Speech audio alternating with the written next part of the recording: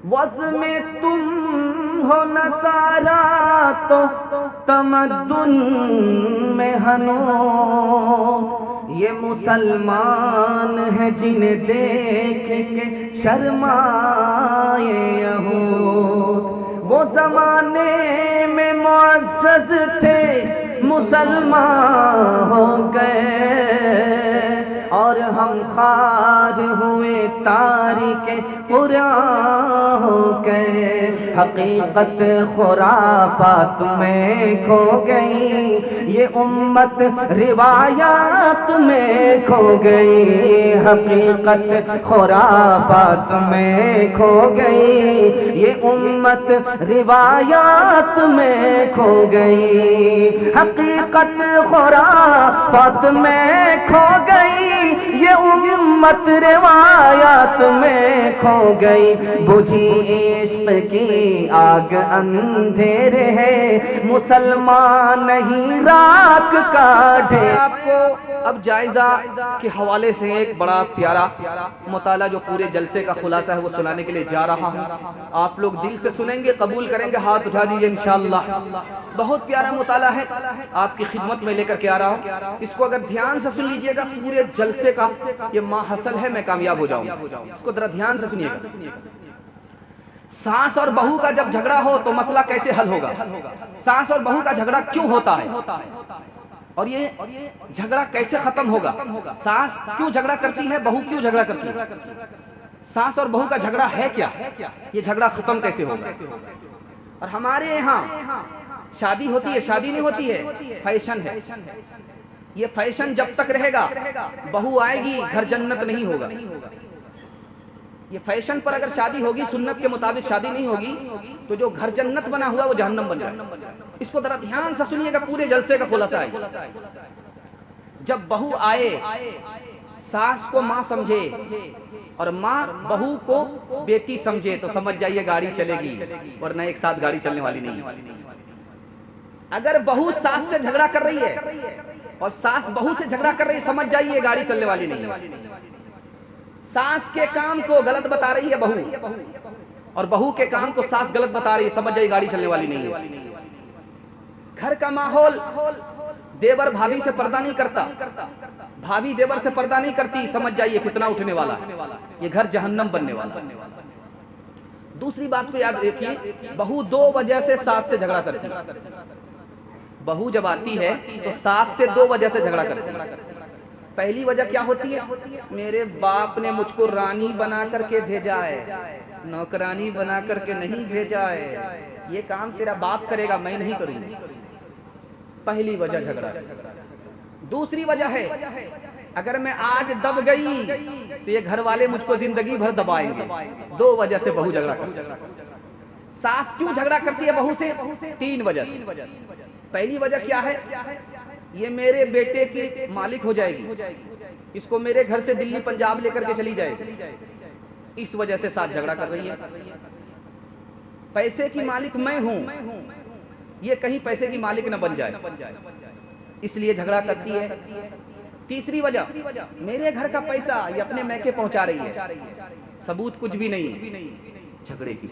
ये झगड़ा कैसे खत्म होगा, एक लाइन में खत्म।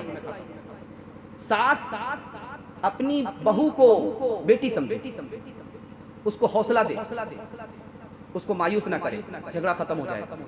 और बहू अपनी सास को दुश्मन ना समझे, सास के तजर्बे से फायदा उठाए, इधर से भी झगड़ा खत्म होगा, उधर से भी झगड़ा खत्म होगा। अब आइए, बहुत कीमती बात आपको बताने के लिए जा रहा हूं। लोग शादी करते हैं, महर नहीं देते। महर में चार कोताही होती है, लाइन बलाइन सुना रहा हूं। अल्लाह करे आपके आंख को अल्लाह खोल दे और अमल के लिए अल्लाह तौफीक अता फरमाए। पहली कोताही ये होती है, लड़के की हैसियत से ज्यादा महर मांगा जाता है, वो कहां से अदा करे। अब लड़का बेचारा कम कमाने वाला, उसके ऊपर अशरफी बांधी जा रही है, वो भी एक अशरफी नहीं, 12-12, 14-14, वो कहां से अदा करे। वो मायूस होकर के बैठ जाता है, बांधो जितना बांधना, मुझे देना तो है, हैसियत से ज्यादा आपसे बांधे। और याद रखिए, जिस लड़के के ऊपर आपने हैसियत से ज्यादा महर बांधा और वो लड़का इस ख्याल से कबूल कर रहा है कि मुझे देना ही नहीं है, वो उम्र भर अपनी बीवी से जिना करने का गुनाह उठाए। आसान नहीं है, इसलिए हैसियत के मुताबिक बांधिए, हैसियत से ज्यादा। दूसरी बात, महर दे दीजिए, महर को रखना नहीं है। आज से देखिए 50 साल पहले किसी का अगर निकाह हुआ था तो 500 रुपए में निकाह हुआ था। अगर 50 साल पहले महर दे देते तो 5 बीघा जमीन खरीदी जाती, लेकिन दिया नहीं 50 साल से। किसका नुकसान किया? बीवी का। आज 500 रुपए आप देंगे तो पैसे का वैल्यू तो गिर गया। 5 रुपए में, 500 रुपए में बीड़ी का बंडल आएगा, हुक्के का बना, दिल का धुआं निकलेगा और कुछ नहीं। चौथी कोताही क्या होती है? बीवी से माफ करा लेते। अब वो दिल से माफ करेगी तब तो होगा, दबाव में माफ किया तो माफ नहीं होगा। चौथी बात को जरा याद रखिए, बीवी मर जाती है तो महर को हजम कर जाते हैं। यहाँ तो आपने हजम कर लिया, वहां हिसाब देना पड़ेगा। एक खास बात याद रखिए, जहेज के बगैर निकाह होता नहीं। जहेज की 4 बुराई मैं आपके सामने रखने के लिए जा रहा हूं। जहेज हम लोग दिखा करके देते, ये लीजिए, ये देखिए, इसको फोटो कीजिए, इसकी फहरिस्त बनाइए, दिखा करके दे। अब दिखा करके देने की वजह से गरीब मुसीबत में गिरफ्तार है। हमारी बेटी का तो मसला हल हो गया और वो अपनी जवानी अपने बाप के घर में गाड़ रही है, रिश्ता नहीं आ रहा। दिखा करके देने का नुकसान देखिए, पहला नुकसान। दूसरा नुकसान देखिए, लंबी फहरिस्त है। इस आदमी के पास तो औकात थी, इसने दे दिया, दूसरे के पास औकात नहीं। इसकी नुमाइश की जाती है और लड़का वाले की नजर जहेज पर होती है।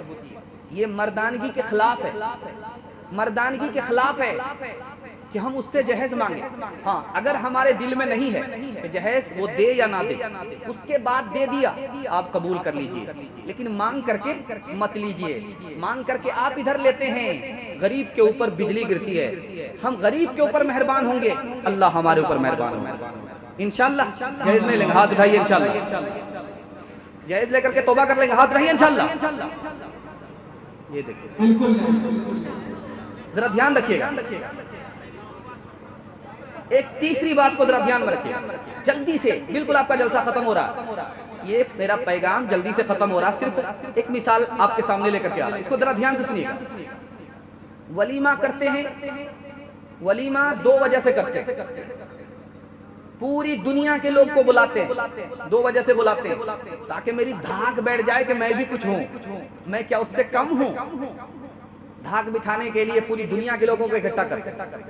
दूसरी बात क्या है, अगर सारे लोगों को नहीं बुलाएंगे तो लोग क्या कहेंगे?